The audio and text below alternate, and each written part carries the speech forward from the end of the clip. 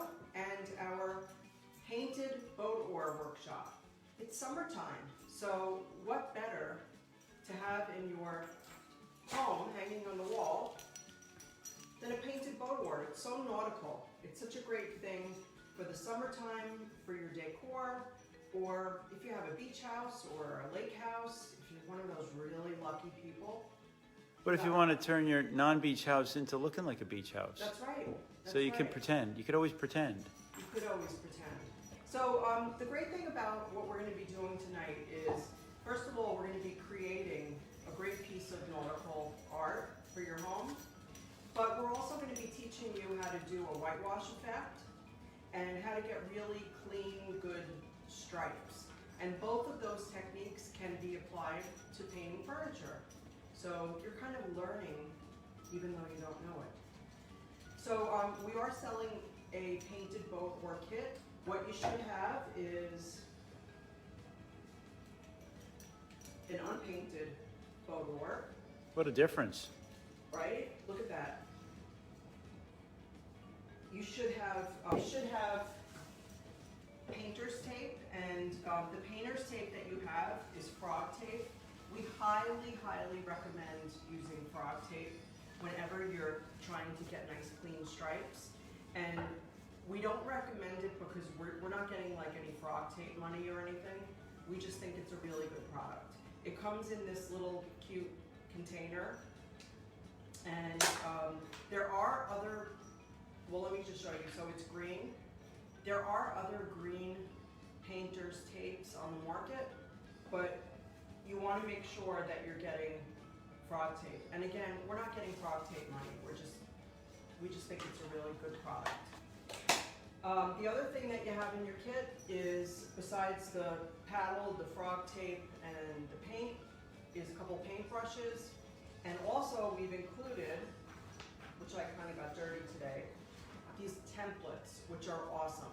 So it comes with two different sets of templates. One of them shows you blank boat oars, so you can actually take a pencil and write whatever, draw out your design. Do you put your design on? I would recommend. And look at how many there are. So how many mistakes can you make before you get to the right one? A lot. A lot. A lot. I would recommend using straight lines. It's kind of hard to do curvy lines on a boat oar with the painter's tape, but if you feel like you can do it, go for it. The other is some examples of designs that you can do. And we're actually going to be doing two of these designs. I think we're going to do this one right here. And what's the other one? I don't know. I'll figure it out. Something, whatever. Kevin's the taper. He's the taping expert, so he's going to do that. So that's what we're doing tonight. If you bought the kit, here's what we're going to recommend. We recommend that you watch this all the way through. After it's over, you can replay it and pause it and go back and forth and rewatch it as many times as you want. So this one that I did earlier, I did a whitewash on this in a gray color. A gray wash. It's like a gray wash. Yeah, it's like a gray wash. And then we did some nice nautical colors. So we're going to do something like that tonight. Okay, so let's get started. So here I have my unpainted boat oar. And by the way, if you happen to be lucky enough to have an old boat oar, if you maybe got one at a tag sale or an auction or anything, anywhere, you certainly can paint it. What I would recommend is treat it as though it's a piece of furniture. So if you have an old painted boat oar, you want to prep it. So how would you prep it, honey? What would you recommend? Clean it, depends on what it is. Clean it. If you have something that's really, really, really old, it probably doesn't have any polyurethane on it. Most boat oars have polyurethane on the ceiling. Right. So clean it with TSP. Make sure it's all clean. If it was in a garage, you never know what's got in it. Hose it all off because it's water. It's boat oar. And then if it's really still shiny, you may want to just lightly scuff it with like 180, 220 grit sandpaper. Yeah. Yep. Yeah. Mainly because you want the paint to adhere well to it. Yeah. You just don't know what it has built up on it. Yeah. Since this is brand new, I'm not going to. Yeah, most boat oars don't have a wax on them, but it would be a poly. But they hit them with that almost like a gym seal polyurethane. A lot of times they're sealed very, very well. But So. the old ones are just absolutely gorgeous. If you have one, let us know. We'd love to hear. And we'd love to hear where you got it. Okay, so I'm going to get started with our whitewash. And as I said, you can do this for any kind of furniture. A whitewash generally you do over raw wood, like this. But you can also do it over something that's painted. You do need to use a water-based paint because we're going to be adding water to the paint. So you wouldn't want to do a whitewash with like a latex or something like that. So the other things that you want to have are a cup or a paper plate, something to put your paint in. Obviously you want to have paintbrush. I have an assortment here. Really what kind you use doesn't matter all that much. I just wouldn't recommend a natural bristle. I like synthetic. And then the other things I have here, which are really optional, are a ruler. I don't know how precise you want to be. Also for my whitewash, I have a couple of cloths. You want to have a couple of lint-free cloths. These are the kind that you get at a hardware store. They usually come in a big bag. And I have a water bottle. I like to use a spray bottle when I do a whitewash because I feel like it gives me more control. Okay, so I'm going to take my paint, and we're using Fusion Mineral Paint tonight. This color that I have, that I've chosen, is Soapstone, and it's like a medium to dark gray. Okay, so I put a little bit on my plate, and now I'm going to take my spray bottle, and I'm going to just spray directly into my water. Don't be afraid of the water. Don't be afraid of putting too much. I'm going to mix it with my brush, and I want it to be the same consistency as the water, so I'm going to add a little bit more. You're really, really watering down your paint. I'm going to mix it again. So I've got my lint-free cloth. I like to fold it up like this, and I'm going to show you why. When I do my whitewash, when I'm wiping it back, it's much better to do it like this rather than having it kind of like this, because then you're just kind of making a mess. Okay, so I'm going to fold this up again. So I'm going to take my spray bottle and dampen my cloth. Now I don't want it dripping wet, I just want it damp. However, if I was doing a whole piece of furniture this way, I would dip it into I would keep a bucket and dip it in the bucket and wring it out because I don't want it dripping. So I'm gonna take my boat oar and I'm gonna just paint on my water and paint mixture. I'm not terribly worried about it being perfect, and you're gonna see why in a second. So now I'm gonna take my dampened cloth and I'm going to wipe it back, going with the grain. And can you see that? It's almost like a stain. Now I want to go to a clean part of my cloth and do it again, always dampening it. You're really running on the front here, so you want to look at that. Oh, am I? Yeah. You probably want to treat that. Yeah. Okay, so what do you think, honey? I actually like the way that looks. I like that it's not covered perfectly. What do you think? Yeah, it's pine, so it's got a big, big crosscut grain on it. Yeah. So you can see it. Now I'm going to do the sides. Now, if you were whitewashing a piece of furniture, you'd want to do it in sections. The reason being is that if you paint the whole thing and then go to wipe it back, it's going to be dry by the time you get there. So we're doing it in sections.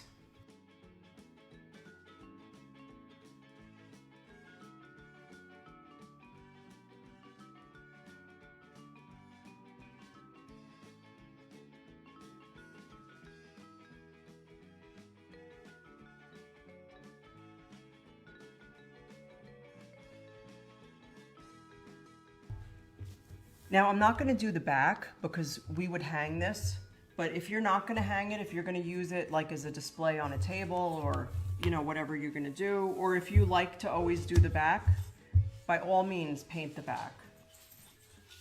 Okay, so when you're doing a whitewash, if you feel like you've wiped back too much, it's really easy to fix it. You just add a little more paint and wipe back again. And the whole purpose is to actually show the grain. Exactly. Otherwise, if you want to, you know, if you've got a rough grain and you completely paint over it, you can see the grain when you hold it up. Right. But only you can see the grain as a physical. Now you can see it as a color change. Exactly. It's almost like I'm staining it with paint. And as I said before, you want to do this with a water-based paint. You don't want to do this with like a latex or something like that. So what we're going to do at this point is we're actually going to switch places. And Kevin is going to come around. He hates getting in front of the camera. And he's going to do the taping. Okay, so what I'm going to, so we have, Risa showed before the examples. I'll pull a couple off of these. This is one of a million combinations you can use. So I'm going to do two. What I'll probably do, I kind of like this. I hadn't seen anybody do this. Pretty simple. Right, I'll hold it up. There we go. So the one I'm going to do right here, because then what I can do, we can paint these opposite corners different, like reds, blues. 15 minutes. Yep. Okay, so what I'm going to do, I kind of like this one at first. I may do the diagonal, I'm not sure. Where'd my ruler go?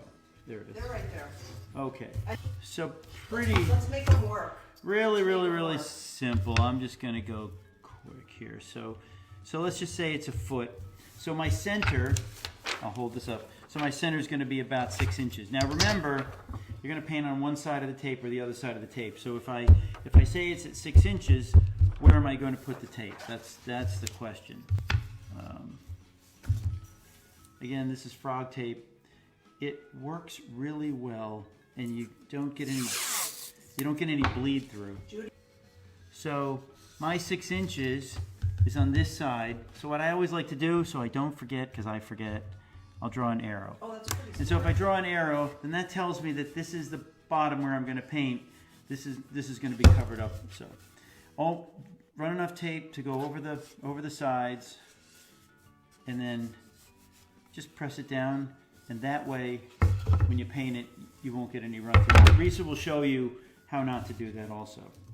So now I'm going to do down the center, which is going to be fun. Those are 4 inches wide. Is it 4 inches? Yeah. So, all right. So I have this now. Now the thing about this one is we have to do it. What?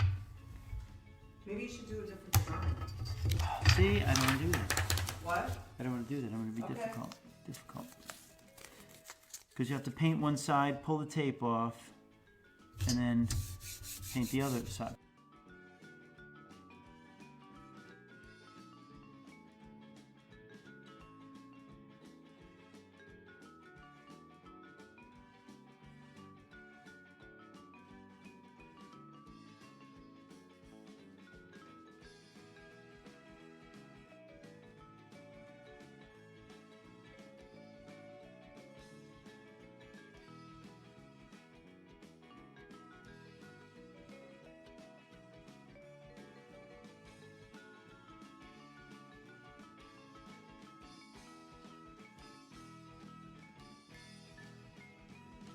Perfect. All right, so I will paint it. Ooh. Yeah. I want to do cranberry. What can you say? All right, so I'm going to do a corner, and then I'm going to do one of the stripes. So we're cool. so we'll do it that way. So I'll start at the top here. I'm going to do this one. Now, is there any special way you should be painting with the tape or against the tape? You're better off not going this way. If you go along, then you won't. You have less chance of getting bleed through underneath.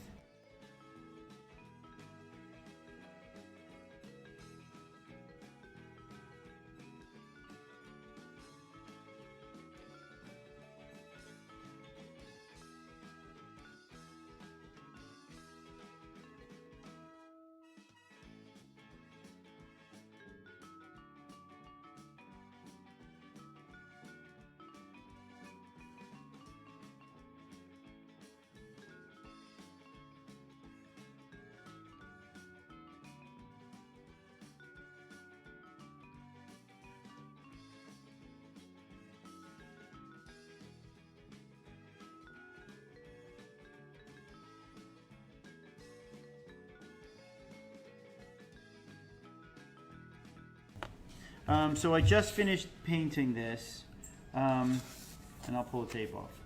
So that's pretty much what I would do. Because I'm not going to put another coat on. If you're going to put another coat on, leave the tape on. Yeah. But no, because we're not gooping it on, soaking wet, I can pull that right off. So now what I'll end up doing, oh, I didn't want to do that. That's okay. Yes, I do. I have to pull that off because I want to do the other cranberry one up here, but that tape was blocking me. Oh, okay. So I'm kind of on camera here doing a complicated one. So you're kind of going to put that aside now. I'm kind of doing a complicated one now.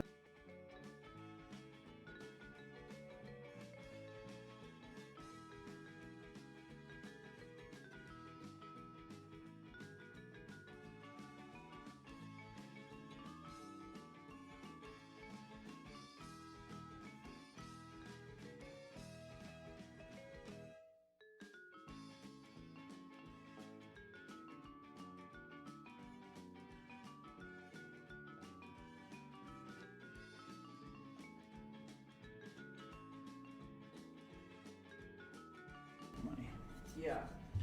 Okay. All right, now, almost instantly, right? Yeah, I guess. Oh, and look how clean those lines are. I'm telling you guys, the frog tape makes a huge difference. You gotta go for the... Now I just did that live. No messing around. And the corners are perfect. There's no gap in between. So what I'll do is I'll let this dry, and then come back and do the other side.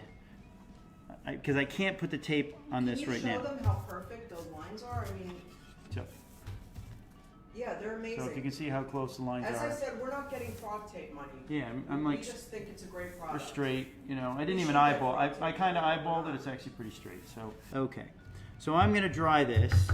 I'll take this just to dry so I can put tape on top of the rest of it. All right, but we want you I'm gonna tape the other one, tape the other and then I'll one. let you paint that one. Okay. All right. So this one.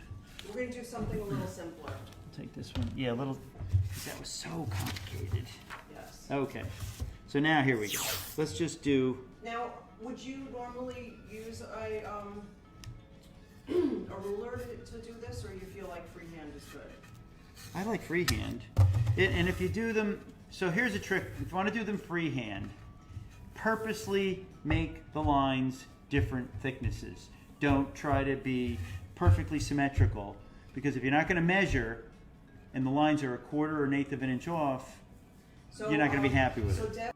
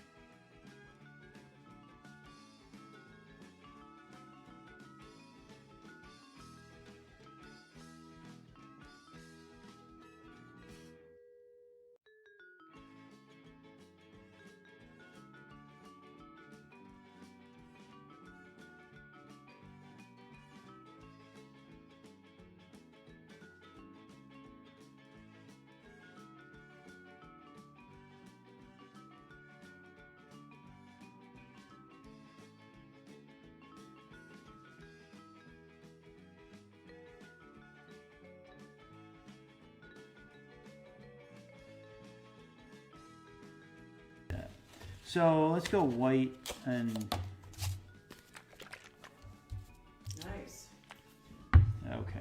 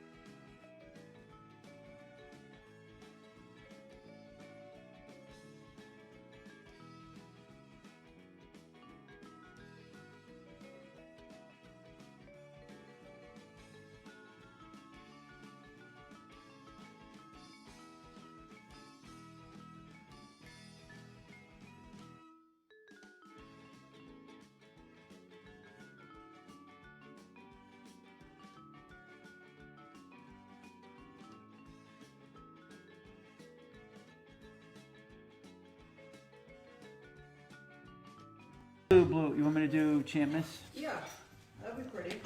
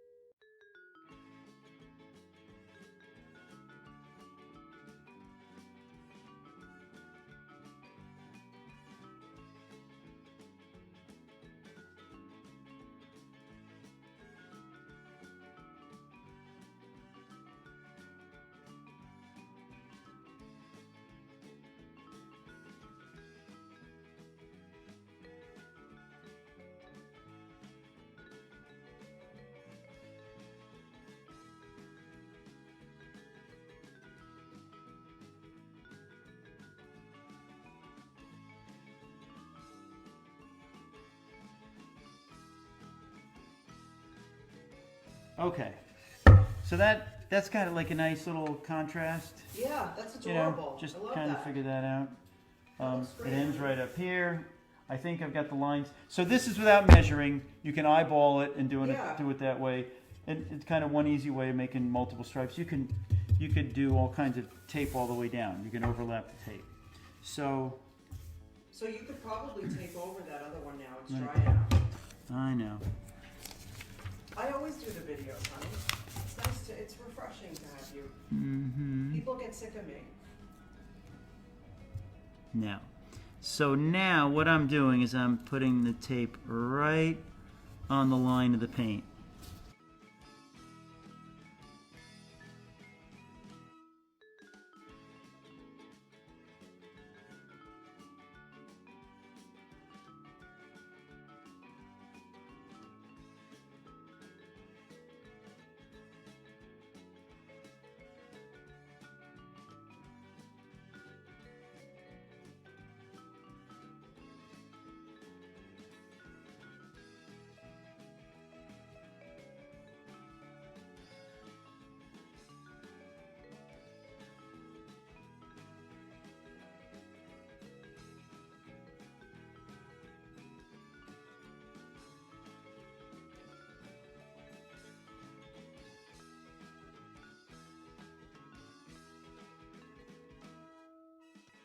Midnight Blue. Midnight Blue.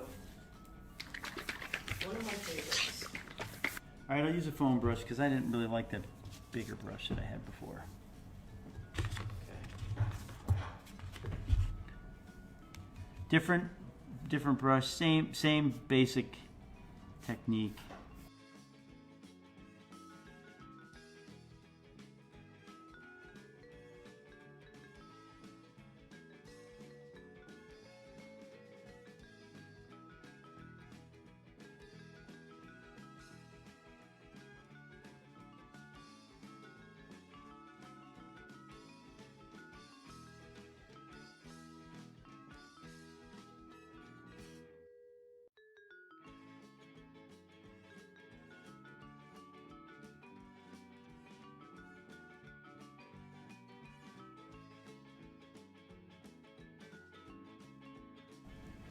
Okay.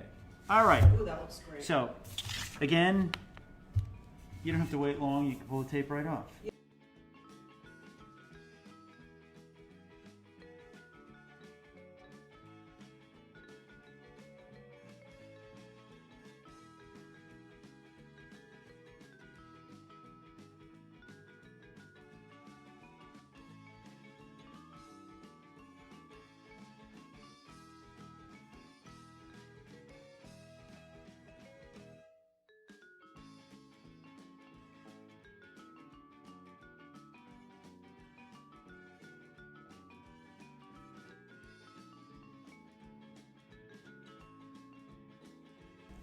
And there we go. So, not bad. I think that's great. Mm-hmm. I think that's great. So the now, the at frog this tape point- works pretty well. Yeah. So there you go, guys. What do you think? So not too bad. I rushed it, but I think, and you could doctor this up. You could put, if you had you want like stencils, you could do a little stencil on here. You could, You know just what's kinda, really nice to get on Boat Oar is your address. coordinates. Oh, your coordinates. Oh, yeah. You can look up your So, coordinates on like, Google. Yeah, you can put your coordinates on there. Yep. You can put whatever you want. Yep. I like it the way it is. I always like less. I'm sort of a minimalist, but I like it. I like it a lot. I like it a lot. So guys, that's our painted boat Oar workshop.